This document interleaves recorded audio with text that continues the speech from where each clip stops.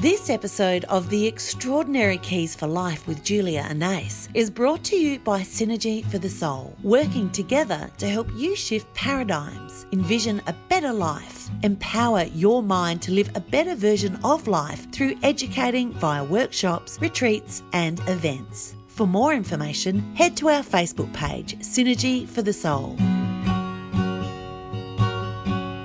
Hi, welcome to the Extraordinary Keys for Life podcast. I'm Julia Anais, author of Extraordinarily Ordinary, Eyes Wide Open to Wonder. Power of Manifestation is the chapter in my book which this episode topic is drawn from. Particularly, I wrote about my dad and my memories of how he seemed to make things magically appear, providing well for our family. We always had a home and money for all we needed. Indeed, I didn't ever feel we wanted for anything, and in hindsight as a child, life appeared abundant to me.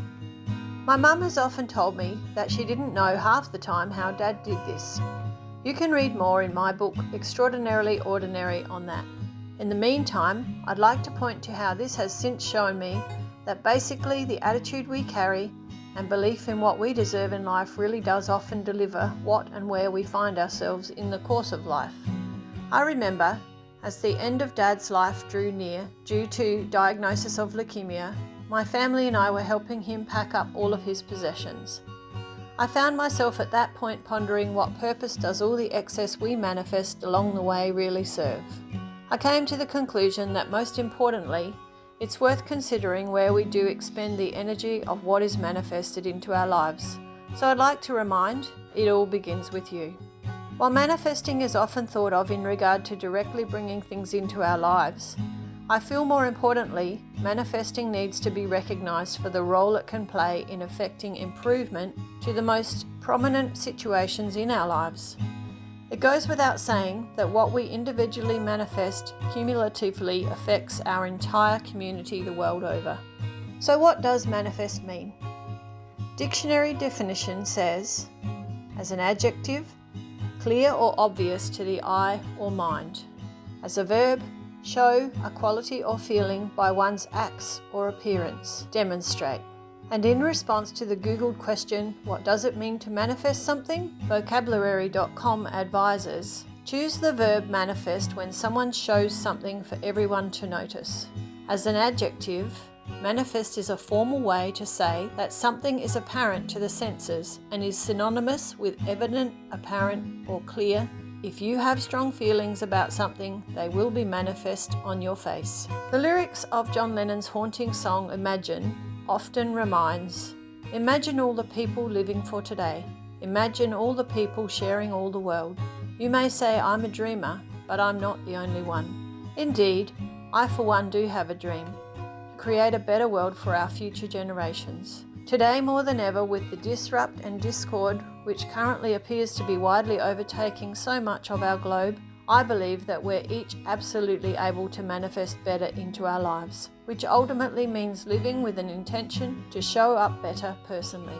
And as written in my book, Extraordinarily Ordinary, I've learned by decidedly choosing to invoke the meaning to manifest that truly magic happens. We are the magic. Thoughts are powerful. Use them wisely to bring into your life what you desire. What we expect helps create what we get. Let's have a conversation with David Laws now to discover the key points of manifesting which can help you implement this powerful key into your life.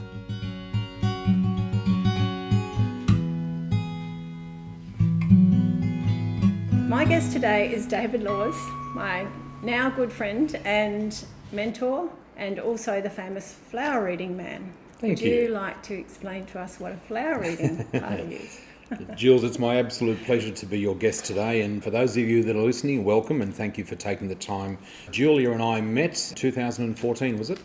Yeah, 2014, at a flower reading party, and many of you will be wondering what a flower reading party is. I'm actually a professional full-time psychic and have been now for the last 12 years, and my chosen modality of tuning into energy and reading people is through the energy of flowers, leaves, or a little bit of foliage. It's a beautiful old ancient psychic art that is based in psychometry and dates back to the Aboriginal dream time, and it's a beautiful way to be able to tune in and to elicit guidance from the universe and feel the energy and trust what information is given. So essentially, that's what a flower reading is.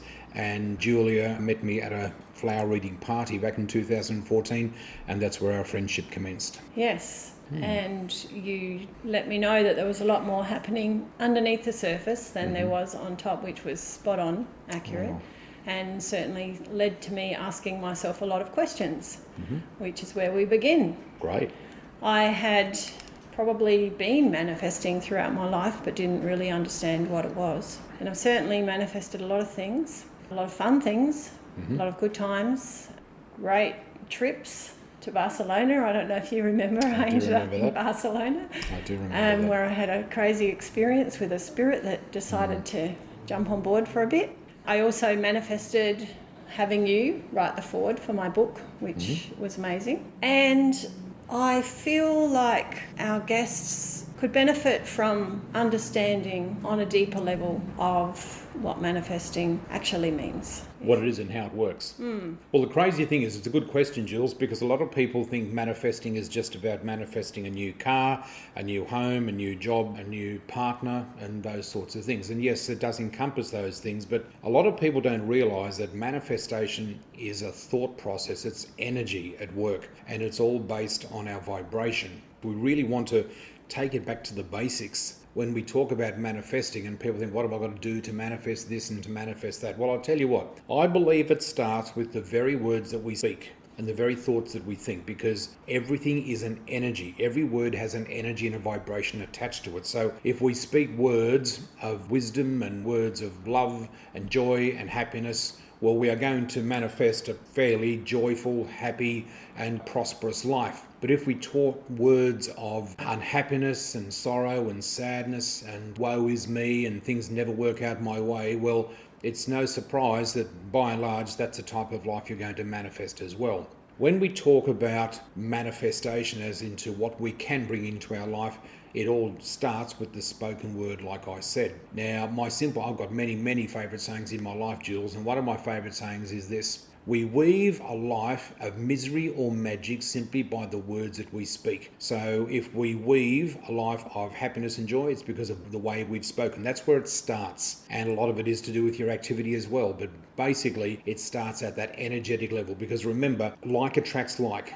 Energy is energy. We're all energetic beings. We're all these beautiful blobs of energetic love on two physical legs on the physical plane called planet Earth. And we're here to traverse this life as joyfully, happily and lovingly as we possibly can. But we wonder sometimes why the wheels fall off and why it perhaps doesn't go the way that we expect.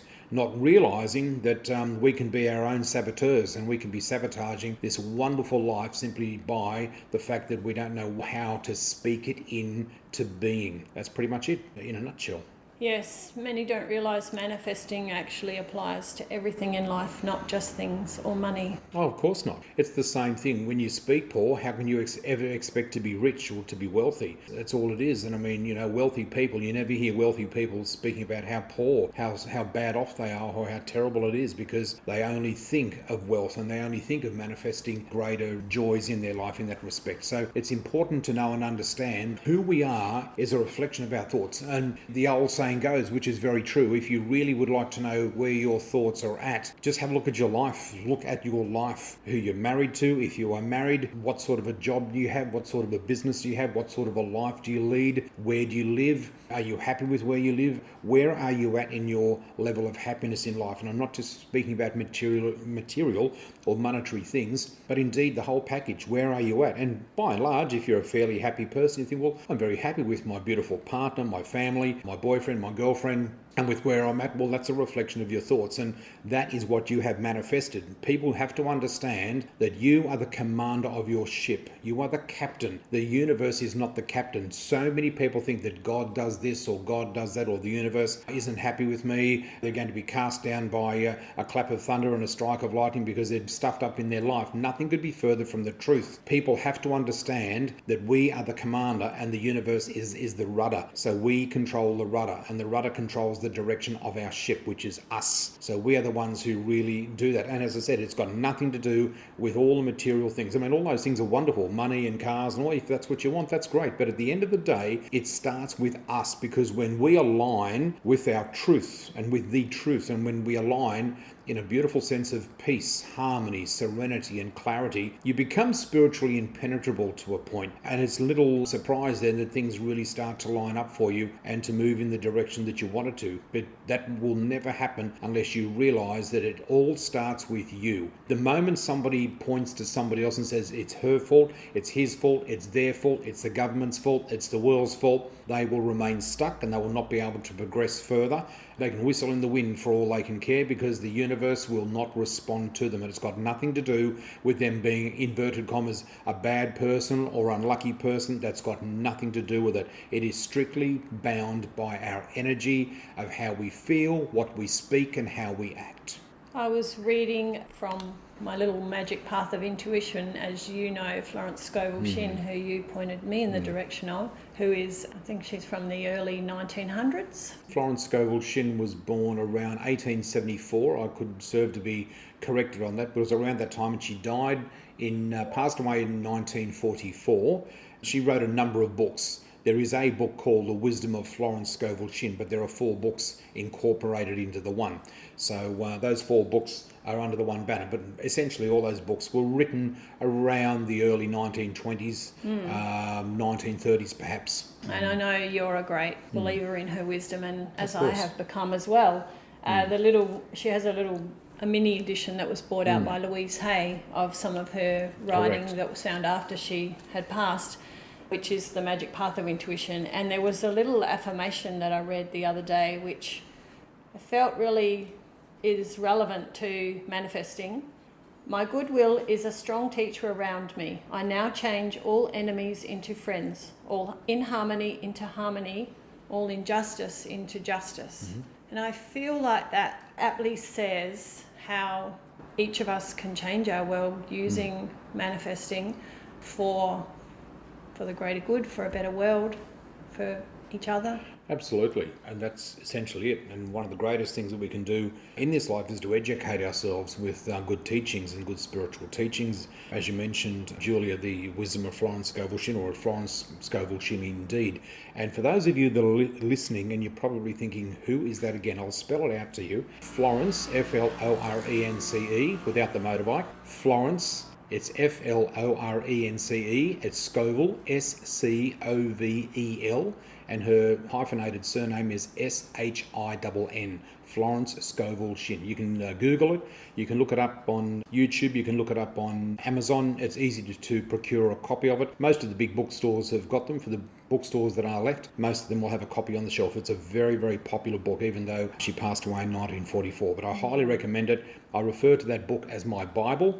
I've got lots of great spiritual books in my posse, but that is most certainly up there with the best of them, because it encapsulates everything that I believe in. And honestly, from where my own life was 12 years ago, which was a little bit of a train smash, incorporating the wisdom in that book, aligning myself with spiritual truths and 7 spiritual laws of success has aligned me into the beautiful life that I've got now, because I'm very careful of every word that I speak, all of what my intentions are, and my intention at all times is for betterment of humanity, which then reflects it back to betterment for myself. So what I wish for you is what I wish for me. So it's not all about me. It's what I can do, what I can be, and how I can be a better service to the world. You see, every one of us, Jules, has been gifted with a set of gifts and talents unlike anybody else. A lot of people are very much aware of what their gifts and talents are. A lot of people aren't. A lot of people really don't think too much about it. They just bump in daily life, bump into and bump out of life, and bump into a job and bump out of a job, and they just bump through life. And sometimes they're very happy doing that. But if there's a time when people think, well, what is there more to life than what this is? Is there more to just getting up and going to work from 9 to 5 and just existing and not living a life? Is there more to that? I find that when people stop and they start to question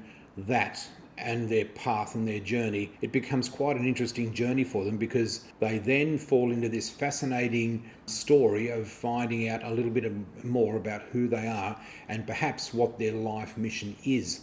And that in itself is where we can really start to manifest some more magic into our life. And again, just the simple act of reading a new book, and something that's going to enlighten you, something that's going to teach you, something that's going to change your mindset.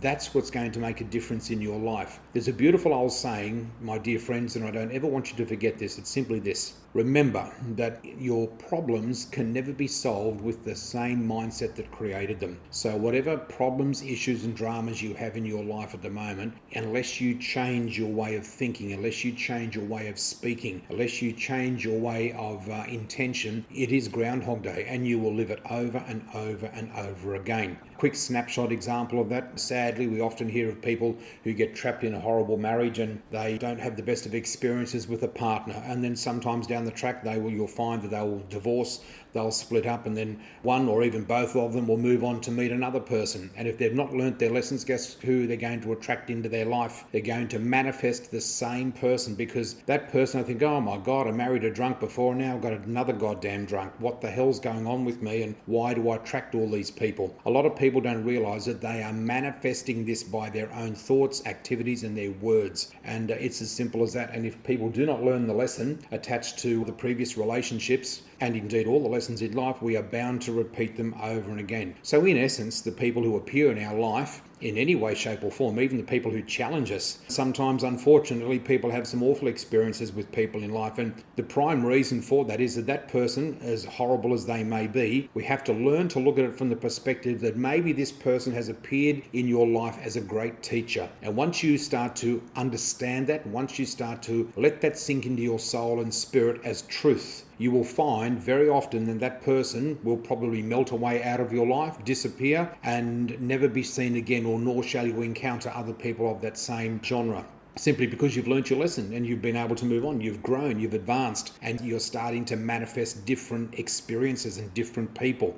I often say to people, in my line of work as a psychic, I often have people who are looking for love and wondering if they're going to meet somebody. And the first thing I'll say to them is that if you truly are serious about meeting somebody, work on your energy, work on your vibration, work on how you feel, because that's where it's all going to start. And luck has got nothing to do with it. And the crazy thing is, often the person could be passing their perfect partner in the street, just passing them right by. That person's looking for them and they're looking for him or her, but they're not going to be attracted to each other because they're not vibrating the same rate. So it's very powerful to see how far this goes and how deep it goes, and luck has nothing to do with it.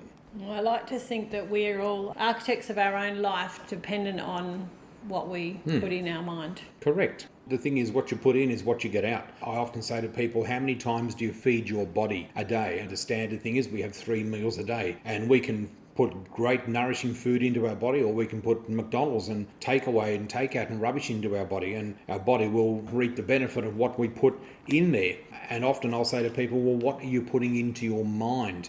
What are you feeding your mind with? Because again, when we talk about feeding, all we think about is food in a physical sense, but what are we feeding our mind? What are we feeding our spirit? What are we feeding our soul? Are we feeding it energetically, nourishingly, with great experiences and great people? Do you pick and choose very carefully who and what you let into your life? Because that has a massive bearing on what you're going to attract. Now, one thing I'm not going to say, Jules, I'm not going to start dictating to people what they should or shouldn't be doing with their life, because we also operate under that beautiful law of free will. But one thing I'll illustrate to you, just as an example as to how I look at life. I'll put it this way.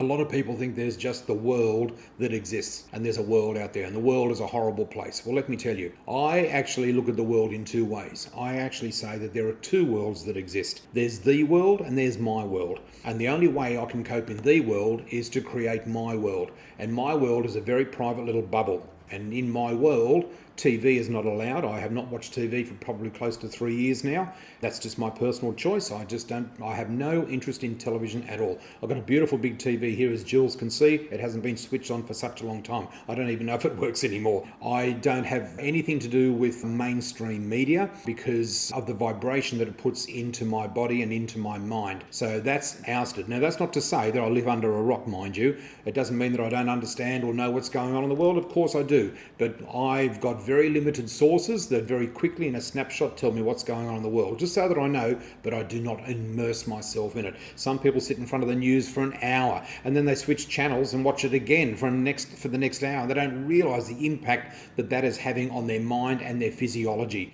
And that's something that's extremely important to know and understand. And I'm just going to diversify in this too. I've got to get this out. See, you've got me on a rant now. I've just got to say, we talk about the word disease. Everyone knows the word disease, but not many people have ever broken the word disease up, Julia. And they think, what do you mean by that? Well, if you break up the word disease, it comes out as dis-ease, which means that your vibration, your body is at dis-ease. Your vibration, your body is not at ease. So it's dis-ease. Now, the opposite to dis-ease is at ease. So when we are at ease, there's no vibrations in our body that are making us angry, sad, upset, scared, worried, terrified. All of those things are dis-ease thoughts and dis-ease vibrations. But when we change it around and allow the things into our life that are going to make life a lot easier and bring us to an at-ease vibration, it's a totally different story. So that's why my door is always open to people and experiences and events and things that are going to put me at an at-ease vibration. And that's not to say that I don't live in the real world, of course. I mean, I'm only human like everyone else, and every now and again you get a little flash of, oh gosh, I don't know what's happening here, or, God, I hope this is okay. It doesn't mean that I'm nowhere near perfect. But I tell you what, I'm very, very mindful of what I think. And if I do think a little bit, off track, I'm aware of that. I think I've got to snap out of that. I'm going to get back in. I'll whack on a nice song that's going to lift me up. Music is my life. So if I do feel a little melancholy or a little out of sorts, if I might hear some news about something, I think, oh God, that doesn't sound so good. Okay, you're right. Snap out of it. Have your little thought there for a minute, but get back into line. You know what it's all about. And that's what's wonderful. So true. Music was mentioned also in the last episode as well for helping restore your mood. Something funny happened to me just last week, actually. I had this phone call come through from an unknown number, and I answered it to this real estate lady, and she said, oh, I'm from such and such, and I just thought I'd give you a call because you live in the area, and there's been a lot of negative media, I guess, press, for this particular company. Oh, you would have heard it, it's been in the news and it's been all over everything, and we're just reassuring people. And I just said, just hang on a minute, I don't know what you're talking about. I don't watch the news. I don't have a clue what you're talking about. But she was really worried. And they were on an actual mission to call around and reassure people and let them know that these untruths were being spread. And when I said I don't watch TV, I think she thought I was crazy. She just went silent. And she said, what do you mean? And I said, I have no idea what you're talking about. And I just thought that was really funny with what you just said, because it's certainly, the negativity does impact, and people do try and use it against us and stir us up. Collective thought and energy is such a powerful thing, and the world is going through some major transitions, energetic transitions, and really that's why people are feeling so scared, worried and out of sorts with everything. There's all sorts of conjecture out there about what's happening in the world and all the big changes that are going through, and the reality is this: our life and our world will not be the same as what it once was. We are going through a big change. It's necessary. The old world that we once knew is crumbling, and that's why a lot of people are scared, terrified, cowering in the unknown. And sadly, a lot of that is a reflection of where they're putting their thoughts and energies, because they don't trust themselves, or they don't know where to look or what to do, and they're glued to the TV thinking the TV's got all the answers for them. That's the worst place that they can go. The most powerful, the most enlightening, the most enriching and the most rewarding place you can ever go, my dear friends, is within you, to go within you. And I always say to people, you have to go within to get without, which means go within, and all the things you're looking for on the outside, you will find on the inside. People think that the answer to their problems is on the external, and that somebody or something out there is going to solve their problems for them. I'll tell you what it's the same as. It's the same as taping sandwiches to the outside of your stomach when you're feeling hungry. That's exactly how Very it is. true. It's like, you think you're going to, all the material things, you're going to wrap them all around your tummy, because but it won't fill you up. because it's external. You can only be fulfilled, you can only fill your spirit and soul when you fill your tank with goodness. Everything else is external. The material things won't do it for you. I've learnt that lesson.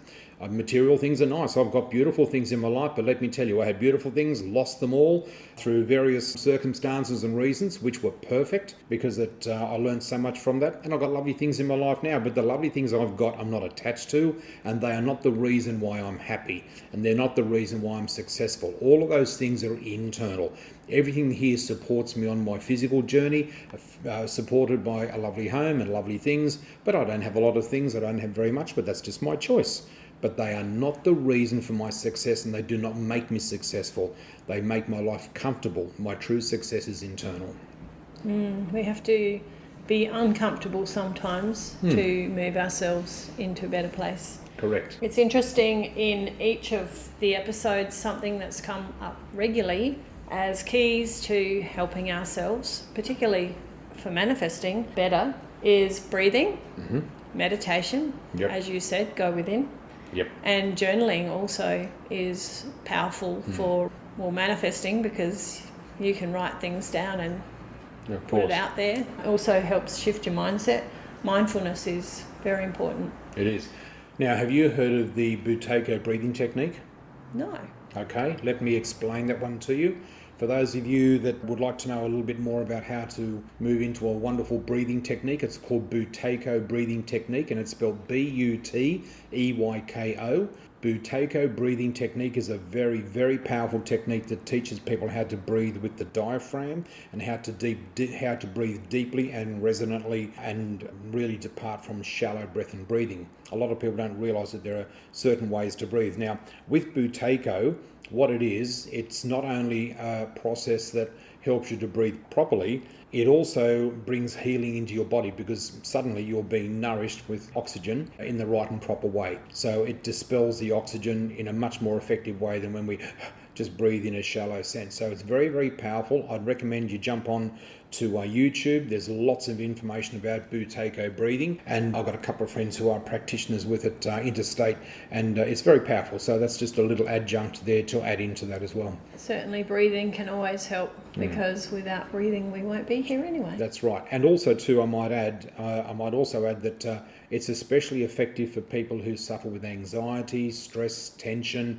tightness, asthma, emphysema, people who have difficulty breathing through various either physical or emotional ailments. It really helps to dispel a lot of that. I won't say it cures it, because I would never say that, but it greatly assists in that process. But anyway, jump on and check it out, and you'll be able to see how it might be able to assist you in your path and journey as well. One of the things that I've learned, and I wrote in my book, Extraordinarily Ordinary, is we're all ordinary people finding our way in an extraordinary world. There's certainly an extraordinary amount of resources, as you've just described. We can always tap in and draw something from that to help ourselves. Yeah, we certainly can. Yeah. No, it's all good. Did you have anything further you would like to add? Oh, another 2 hours worth?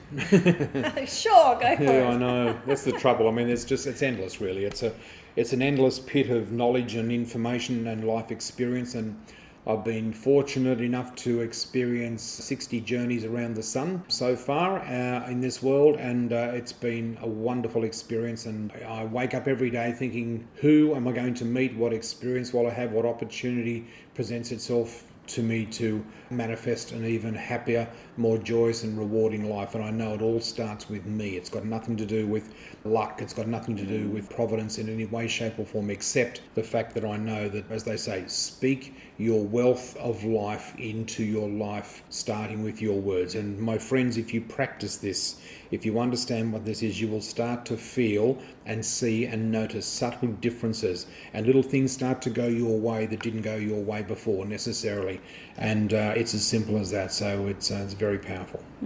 Most certainly is. We've both seen it with our own eyes. Yep, indeed. So speaking from experience, and it's definitely available to everybody if they choose to practice. Correct. That's definitely the key. That's it. So thank you for your time. You're welcome, Julia. Thank you so much for having me in today and having a chat. And my dear friends, thank you for your time and thank you for listening to Julia and I. And we both wish you well on your wonderful, exciting journey. Make it as joyous, fun, and as laughable as possible. Remember that 3 things that will bring you closer to God or the God energy than anything in this world is laughter, love, and humility. They're the 3 key things. You bring that into your life and you'll have a happy, happy time. There you go, my friends. Enjoy your day. We will, thank you, David. We will speak to you again soon. I look forward to that. Bye now. Bye.